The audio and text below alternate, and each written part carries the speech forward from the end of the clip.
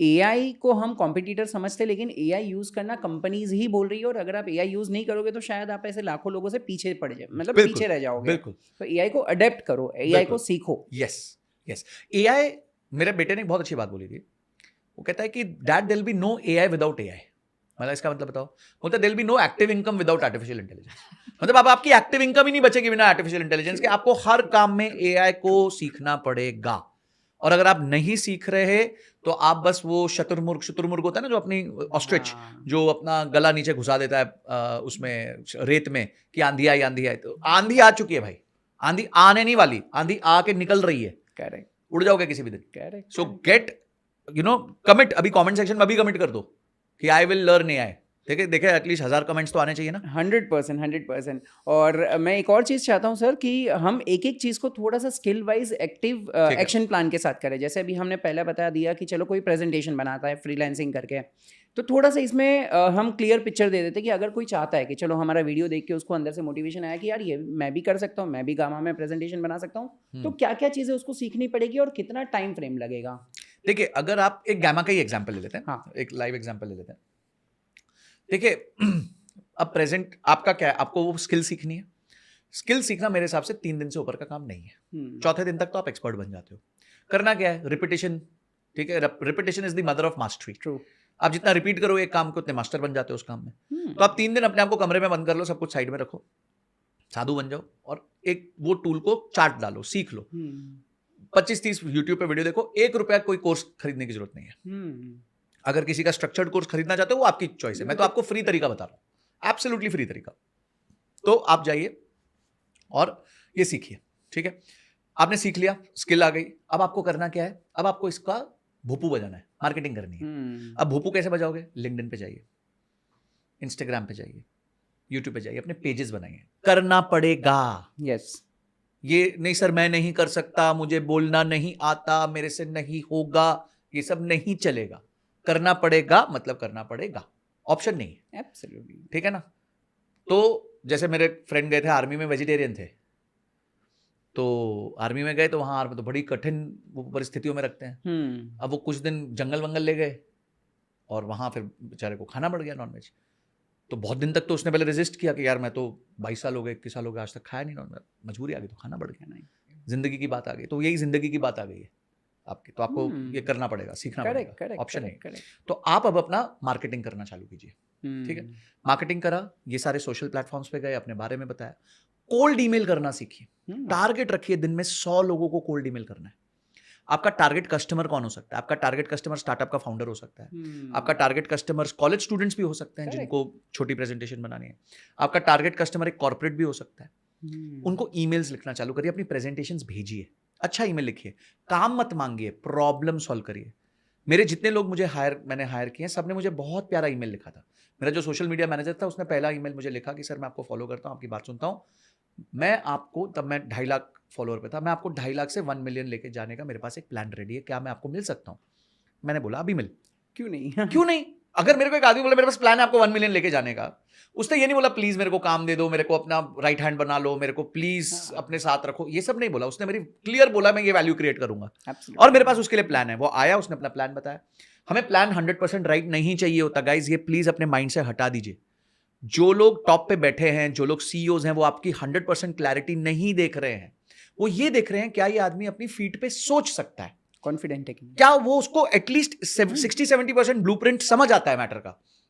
क्योंकि आप जो करोगे उसमें आइट्रेशंस होती हैं, रेपिटेशंस होती हैं, और उस टाइम पे करेक्शंस होती हैं।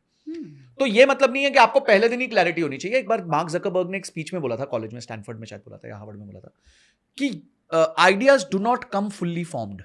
आप किस चीज का वेट कर रहे हो? आइडिया पूरा आ जाएगा तब मैं घुसूंगा। अरे घुसो, निकलते आइडिया आता रहेगा।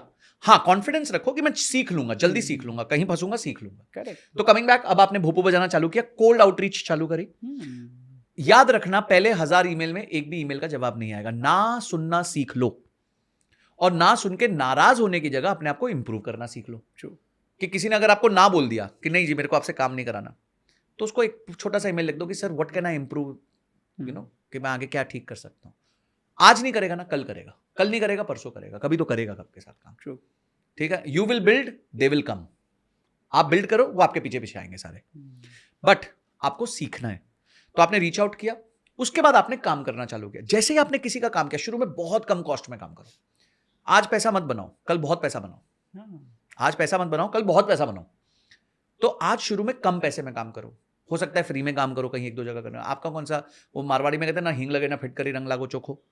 मतलब आपका कोई ऐसा रॉ मटेरियल नहीं जा रहा ना, आप कोई प्रोडक्ट नहीं बेच रहे, सर्विस बेच रहे हो अपने, ठीक है। तो आप मल्टीपल फ्री प्रेजेंटेशंस दीजिए। उसके बाद उन प्रेजेंटेशंस को जब आप दे देते हैं तो कस्टमर से टेस्टिमोनियल लीजिए कि भाई कस्टमर कितना खुश हुआ, कितना अच्छा लगा उसका आपका प्रेजेंटेशन। उससे फीडबैक लीजिए, रियल फीडबैक भी लीजिए, कहीं वो आप क्या इंप्रूव कर सकते हो, क्या चीजें कर सकते हो। कस्टमर के पेन पॉइंट्स लिखिए कि उसको जल्दी प्रेजेंटेशन चाहिए, आपने देर से दी थी। एकदम बहुत बेसिक लेवल पे काम कीजिए और उस टेस्टिमोनियल को साथ साथ पब्लिश करना चालू करिए। कॉल टू एक्शन दीजिए कि भाई हमारे साथ जुड़ना है तो इस तरीके से जुड़ा जा सकता है। एक अच्छी सी वेबसाइट बनाइए, लैंडिंग पेज बनाइए। आजकल सब कुछ बहुत इजीली बन जाता है। और अपने सोशल हैंडल्स पे इनको डालते रहिए। ये काम सच्ची बोल रहा हूं, सिर्फ 300 डेज करके देखिए। अगर आप आज जो कमा रहे हैं उससे 5x ना कमाए तो जो भी बोले आप में हार जाओ। पर ये 300 डेज के लिए 10 आवर्स अ डे ये काम करना है आपको। और अगर आपने 1000 डेज कर लिया तो आपको इस दुनिया में कोई पीछे नहीं छोड़, मतलब कोई आगे बढ़ने से नहीं रोक सकता। ट्रू। और आपने ये जो चीज़ सिर्फ गामा और प्रेजेंटेशन के लिए बताई, मुझे लग रहा है कि ये सारे ब्लूप्रिंट सबके लिए ये ब्लूप्रिंट सबके लिए। अभी जस्ट मुझे याद आ रहा था कि मेरा एक रील एडिटर है जो फ्रीलांसिंग काम करता है। उसने मेरे ही रील्स को, मेरे ही पॉडकास्ट में से मेरे ही रील्स को निकाल के फ्री में कुछ एडिट करके मुझे दिया था कि सर ये आपके एडिटर ने एडिट किया है, ये मैंने एडिट किया है, देख लो। और फिर मुझे उसका काम अच्छा लगा, मैंने फ़ोन किया, बात किया और लाइक यू नो फिर अच्छा काम। देखिए हमारे ना एक कहावत होती है, जो हाजिर वो वजीर। आपको हाजिर होना पड़ेगा, मतलब आपको लोगों को रीच आउट करना पड़ेगा। और ऐसा नहीं है कि रीच आउट करके पहले पैसे मांगने। अभी जैसे कितनी अच्छी बात बोली विरल भाई ने कि मेरे को उसने पहले मेरी एक रील एडिट करके दी, पैसे नहीं मांगे। उससे बोला सर आपने ये किया था, मैंने ये किया, काम देख लो, अच्छा लगे तो मेरे साथ काम करना जरूर। इनको अच्छा लगा, अच्छा ये भी हम सब ढूंढ रहे हैं।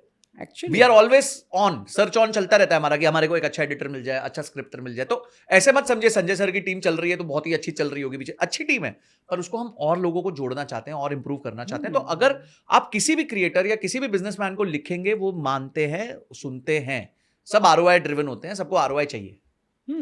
और जो मैंने ब्लूप्रिंट बताया वो जैसे आपने सही बोला, कोई भी एक्टिविटी के लिए यही ब्लूप्रिंट है। आप कोई भी स्किल्स, अब स्किल्स पे हम बात कर लेते हैं, कौन सी स्किल्स आप और सीख सकते हो।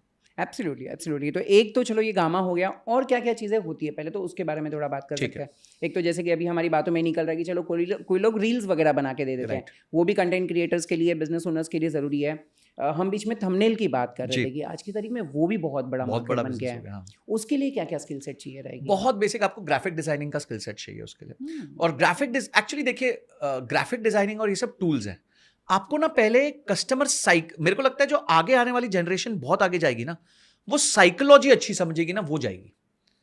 जिसको देखो बाकी सब काम तो ऑटोमेट हो चुका है, ठीक है। अब वो या तो रोबोट्स करेंगे या एआई करेगा, दे दो आ जाता है। हाँ, और अगर कोई फिजिकल काम है तो वो रोबोट्स करने लग जाएंगे अगले 10 साल में। अब आपको मैं बताता हूँ, चाइना में there is a concept called dark factories. इसका मतलब ये है कि लाइट्स बंद है फैक्ट्री में, एक भी इंसान नहीं है पूरी फैक्ट्री में, देयर इज नो ह्यूमन, सिर्फ रोबोट्स काम कर रहे हैं। और लाइट की भी जरूरत नहीं, क्योंकि रोबोट्स को तो उससे ड्रिवन होते हैं, अपना क्या कहते हैं, सेंसर ड्रिवन होते हैं।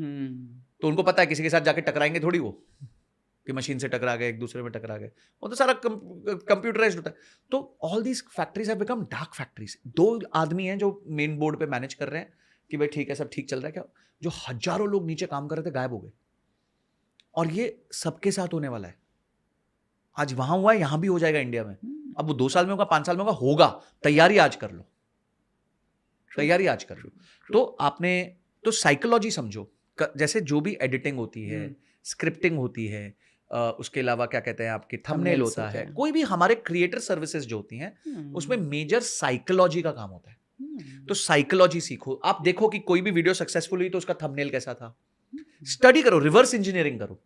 जैसे एक बार उन्होंने बोला था कि मिस्टर बीस्ट ने, biggest YouTuber in the world, उन्होंने एक बहुत अच्छी बात बोली कि हम लोगों ने, टीम ने पहले बहुत साल तक ये स्टडी किया कि वायरलिटी आती कैसे है, ठीक है, कौन से पॉइंट पे वायरलिटी आती है, कौन सा शब्द बोलने से आती है, पहला लाइन क्या होना चाहिए मेरे वीडियो का, थंबनेल कैसा होना चाहिए। उनका थंबनेल $10,000 में बनता है, एक थंबनेल का $10,000, 8.5 लाख रुपए।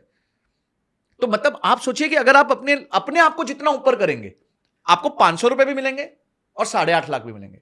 चाहे टपरी पे 10 रुपए की भी मिलती है और ताज में 500 रुपए की भी मिलती है। अब आप टपरी वाले बनेंगे, ताज बनेंगे, तो डिसीजन आपको लेना है। कमेंट में भी बता दो क्या डिसीजन होगा आपका। तो ये अपनी क्वालिटी बढ़ो, पर हाँ पहले दिन आप ताज नहीं बनेंगे, पहले दिन आपको टपरी से ही चालू करना पड़ेगा।